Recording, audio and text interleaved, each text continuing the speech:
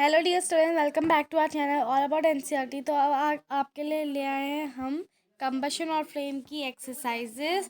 जैसा कि आपको पता है, हमने चैप्टर कंप्लीट कर लिया है। अब बारी थी एक्सरसाइज करने की, तो हम फटाफट ले आए हैं एक्सरसाइज। क्वेश्चन नंबर 1 है, list conditions under which the combustion can take place. तो कौन सी कंडीशन हो सकती है जिसमें जो कंबशन है वो टेक प्लेस कर सकते हैं। जैसे condition under which the combustion can take place are, सबसे पहले आपको पता है फ्यूल तो रिक्वायर्ड होगा ही किसी भी चीज़ को जलाने के लिए। एयर ऑक्सीजन तो नेसेसरी है। फिर इग्निशन टेम्परेचर में उसको हीट करना है, यानी कि उसको तब तक हीट करना जब तक कि वो उसके लोएस्ट टेम्परेचर में कंबशन होने लगे। ठीक है डियर स्टूडेंट्स। अब आपका क्वेश्चन नंबर 2 जो कि है फिलिंग द ब्लैंक्स। तो फिलिंग द ब्लैंक्स क्या है? Burning of wood and coal causes dash of air, यानी कि पॉल्यूशन ऑफ एयर। ठीक है। A liquid fuel used in home is called LPG, which is liquefied petroleum gas. Fuel must be heated to its ignition temperature before it start burning. उसके बाद fire produce by oil can not be controlled by water, क्योंकि oil जो है वो हमेशा water के ऊपर ही float करते रहता है, तो उससे आग क्या होती है और भी ज़्यादा फैल जाती है। तो यहाँ पे आपके आंसर्स भी दिए गए हैं। Burning of wood and coal causes pollution of air. The liquid fuel is used in home is called liquefied petroleum gas. Then fuel must be heated to its ignition temperature before it start burning. Fire produced by oil cannot be controlled by water. अब हमारा question number 3 है, explain how the use of CNG in automobiles has reduced the pollution in our cities. CNG का use automobiles में, मतलब सारे car हार जितनी भी चीज़ें हैं इनमें अगर आजकल CNG डली है तो उसका क्या फ़ायदे हैं। तो देखो, CNG produces very small amount of harmful products such as sulfur dioxide, oxide of nitrogen and oxide of sulfur etc. क्योंकि जब ये सब लोग रेन वाटर के साथ मिक्स होते हैं तो ये क्या बनाते हैं? ये बनाते हैं एसिड रेन। अब देखो यहाँ पे क्या लिखा है, CNG is the cleaner fuel. यहाँ पे सारी बुक की लाइन है, इसमें कुछ याद नहीं करना है, इतना सही आपको लिख के आना है कि भाई CNG बहुत ही कम अमाउंट में जो हार्मफुल प्रोडक्ट्स होते हैं जैसे sulphur dioxide, oxides of nitrogen, बहुत ही कम अमाउंट में छोड़ती है, जिसकी वजह से आजकल CNG यूज़ हो रही है। और CNG बहुत ही क्लीनर फ्यूल होती है। ठीक है। और CNG अच्छी फ्यूल होती है, उसमें क्या होता है वो गैसियस फॉर्म में भी होती है और आपका ज़्यादा पॉल्यूशन भी नहीं करती है। अब है compare to LPG and wood as fuel. तो compare LPG and wood as fuel. तो यहाँ पे जो आपका क्वेश्चन है इसमें इन्होंने क्या है, कंपेयर करो LPG और वुड को कि भाई क्या अंतर है दोनों में और क्या क्या उनकी प्रॉपर्टीज़ है। तो देखो, एनर्जी यूनिट मास, तो यहाँ पे कैलोरीफिक वैल्यू की बात की गई है। प्रोड्यूसेस मोर एनर्जी, जो LPG होती है वो ज़्यादा एनर्जी प्रोड्यूस करती है, ज़्यादा हीट प्रोड्यूस करती है, इसलिए आपके जो सिलेंडर होते हैं उनमें भी LPG भरी रहती है, यानी कि लिक्विफाइड पेट्रोलियम गैस। वुड जो होती है वो बहुत ही कम एनर्जी प्रोड्यूस करती है, इतनी ज़्यादा उसकी कैलोरीफिक वैल्यू होती ही नहीं है। अब आता है पॉल्यूशन की बात। तो LPG बहुत ही कम पॉल्यूशन करती है, लेस पॉल्यूशन, और जो वुड होती है वो बहुत ज़्यादा पॉल्यूशन करती है। उससे क्या निकलती है? कार्बन मोनोक्साइड गैस और कार्बन डाइऑक्साइड गैस। अब वहाँ पर आता है रेसिड्यू यानी कि काउ डंग या वो सब। तो ये भी बहुत ही अगर इनका हम लोग रेसिड्यू की बात की जाए LPG और वुड की, तो यहाँ पे लीव नो रेसिड्यूज, यानी कि अगर LPG एक बार जलती है तो इसका कोई भी नीचे से चीज़ें बचती नहीं है। और अगर वुड अगर जलाया जाता है तो वुड में क्या होता है, आपने देखा है वो जो ऐश टाइप की बन जाती है, थोड़ा थोड़ा आपका मतलब ग्रे कलर का जो आपका पाउडर टाइप का बनता है वो वुड से बनता है। स्टोरेज और ट्रांसपोर्ट, तो LPG ट्रांसपोर्ट करी जा सकती है पाइप्स के द्वारा, इजी टू ट्रांसपोर्ट स्टोर की जा सकती है। लेकिन जो वुड है उसको बहुत ज़्यादा स्पेस चाहिए। आपने देखा होगा ट्रैक्टर्स या ट्रक्स में आपकी वुड को भर के ले जाया जाता है, तो कहीं ना कहीं जो वुड है उसको बहुत ज़्यादा ट्रांसपोर्ट में भी हेल्प चाहिए। अब है आपका क्वेश्चन नंबर 5 जो कि give reasons. Water is not use to control fire involving electrical equipment. बड़ा ही सिंपल गिव रीजन है, जैसा कि हमने जब चैप्टर पढ़ा था कि वाटर को हम इलेक्ट्रिकल इक्विपमेंट में क्यों नहीं लगा सकते। इलेक्ट्रिकल इक्विपमेंट, क्योंकि आपको पता होगा कि वाटर जो है वो इलेक्ट्रिसिटी को जनरेट कर सकता है। तो इसको अगर हम इलेक्ट्रिकल इक्विपमेंट में लगाते हैं तो उससे जो हमारी पेट्रोल सारी चीज़ें होती हैं वो जलती नहीं है, बल्कि वो और फैल जाती हैं। तो ऐसी चीज़ों में हमें क्या लगाना पड़ता है? हमें फायर एक्सटिंग्विशर, जो कि आपका फायर एक्सटिंग्विशर आते हैं सिलेंडर्स में भरे होते हैं वो हमें इनमें मारने पड़ते हैं ताकि जो ये इलेक्ट्रिकल इक्विपमेंट में फायर लगी है ये हट जाए। तो इसका प्रॉपर आंसर क्या होगा? Water is not use to control fire involving electrical equipment because it may conduct electricity, क्योंकि आपको तो पता ही होगा कि वाटर बहुत ही अच्छा कंडक्टर होता है इलेक्ट्रिसिटी का। वो इलेक्ट्रिसिटी को कंडक्ट कर सकता है, यानी करंट को वो अपने उसमें से भी पास करने दे सकता है। तो या वो करंट को ही पास करने दे सकता है तो वो फायर को क्या एक्सटिंग्विश करेगा, राइट। तो यहाँ पर क्या है हमारा, and harm those trying to douse the fire. ठीक है, अब देखो LPG is better domestic fuel than wood. अब देखो इसका क्या रीज़न है, एलपीजी जो है ज़्यादा अच्छा फ्यूल है क्योंकि अभी जैसे कि आपने देखा ही ट्रांसपोर्टेशन में इजी है, हाई कैलोरीफिक वैल्यू है और साथ ही साथ कोई रेसिड्यू भी लेफ्ट नहीं करता है।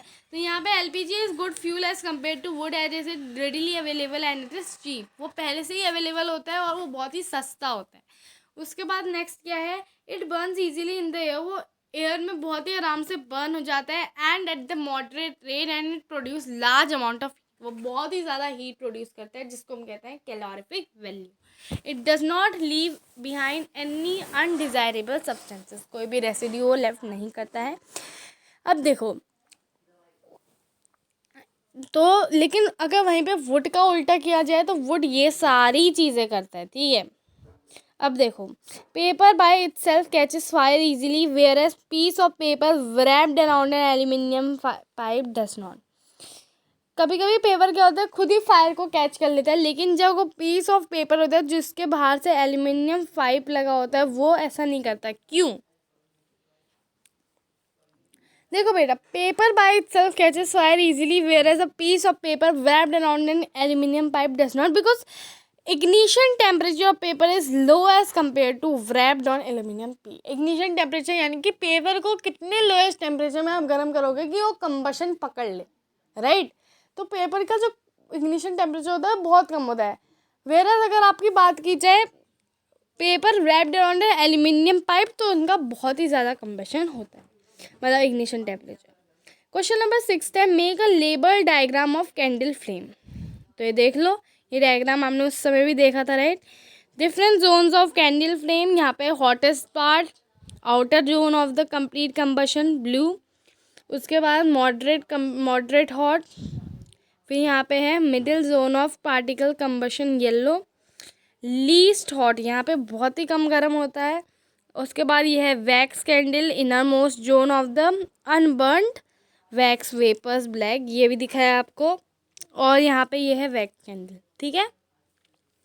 तो ये तो आपको समझ में आ ही गया होगा, बना भी लोगे आप सब। अब है question number 7, name the unit in which the calorific value of fuel is express. आपको तो पता ही होगा किलो जूल पर केजी, यानी कि केजे में लिख सकते हैं आप या केजी में लिख सकते हैं। फिर है question number 8, explain how CO2 is able to control fire. CO2 कैसे फायर को कंट्रोल कर सकते हैं, क्योंकि आपने उतने बड़े येलो बॉक्स में पढ़ा था ना कि CO2 is more fire extinguisher as compare to that. कैसे? क्योंकि बहुत ही बड़ा आंसर बनाने की ज़रूरत नहीं है, बहुत ही सिंपल सा आंसर है। ऑक्सीजन से ज़्यादा हैवियर होता है CO2, जिसकी वजह से क्या होता है वो एटमॉस्फेयर में एक ब्लैंकेट टाइप का बना देता है। जब फ्यूल का ऑक्सीजन के साथ कांटेक्ट ही कट हो जाएगा तो भाई कंबशन कहाँ से टेक प्लेस होगा, क्योंकि कंबशन तो तभी होता है ना जब कोई भी चीज़ ऑक्सीजन के साथ रिएक्ट होती है ना। जब ऑक्सीजन ही खत्म हो जाएगा तो कहाँ से कंबशन होगा, वो तो कांटेक्ट ही काट देता है सब फ्यूल का और ऑक्सीजन के साथ, भाई कंबशन खत्म। सिंपल सा आंसर है इसका, ठीक है। CO2 is being heavier than oxygen covers the fire like a blanket. Since the contact between the fuel and the oxygen is cut off, fire is controlled. Question number 9. It is difficult to burn a heap of green leaves, but a dry leaves catch fire easily. Explain. जो green leaves होती है ना उनमें fire करना बहुत ही कठिन होता है, लेकिन जो ड्राई लीव्स होती है वो आराम से फायर हो जाती है। कैसे? The ignition temperature of green leaves is higher than that of dry leaves. बस इतना सा आंसर है इसका। जो भाई ड्राई लीव्स हैं उनका जो इग्निशन टेम्परेचर होता है बहुत ज़्यादा लो होता है, यानी कि इतने कम टेम्परेचर में ही वो बर्न होने लग जाएंगी। कभी कभी सन की हीट से वो बर्न होना स्टार्ट कर जाते हैं because of the ignition temperature. Ignition temperature is very important concept of this whole chapter dear students. I am explaining you again. Ignition temperature वो टेम्परेचर होता है ऐसा लोएस्ट टेम्परेचर जिसमें हम अगर सब्सटेंस को हीट करेंगे तो क्या होगा, कंबशन स्टार्ट हो जाएगा, ठीक है। क्वेश्चन नंबर 9 हो गया। क्वेश्चन नंबर 10 में चलते हैं। Which zone of flame does a goldsmith use for melting the road gold and silver, why? इसमें भी गिव रीजन आया है, देखो। अब देखो, तुम्हें तो पता ही होगा भाई, जो गोल्ड स्मिथ होता है वो आउटर मोस्ट जो होता है जोन यूज करता है फ्लेम का, ताकि वो गोल्ड और सिल्वर को मेल्ट कर सके। क्यों? Because it is the hottest zone, क्योंकि वो हॉटेस्ट जोन होता है ना, लाल वाला और वो वाला हॉटेस्ट जोन होता है। Complete combustion of flame. अब देखो, because it is the hottest zone, ठीक है, जो कि कंबशन को कंप्लीट कर देता है। अब देखो यहाँ पे क्या दिया है, question number 11, the experiment 4.5 kg of fuel was completely burn, ठीक है।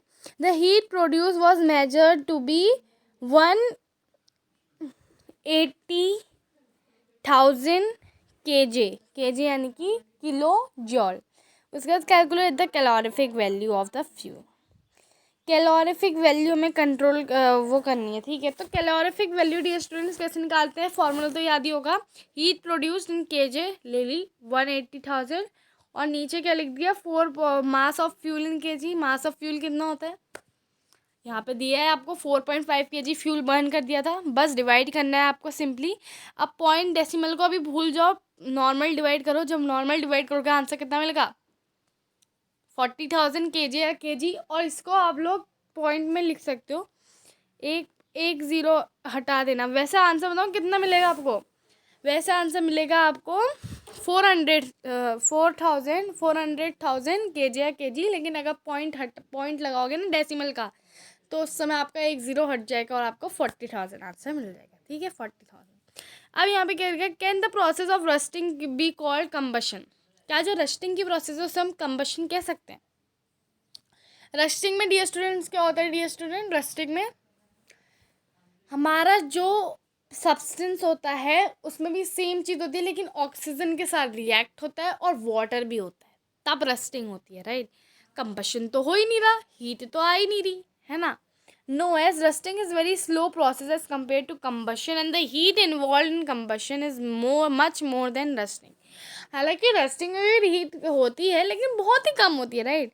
अब देखो, rusting can take place at room temperature, but combustion need ignition temperature. Combustion को इग्निशन टेम्परेचर चाहिए, कि ऐसा टेम्परेचर जिसमें सब्सटेंस को हम हीट कर सकते हैं और उसमें क्या हो सकती है, हीट इन्वॉल्व हो सकती है, राइट।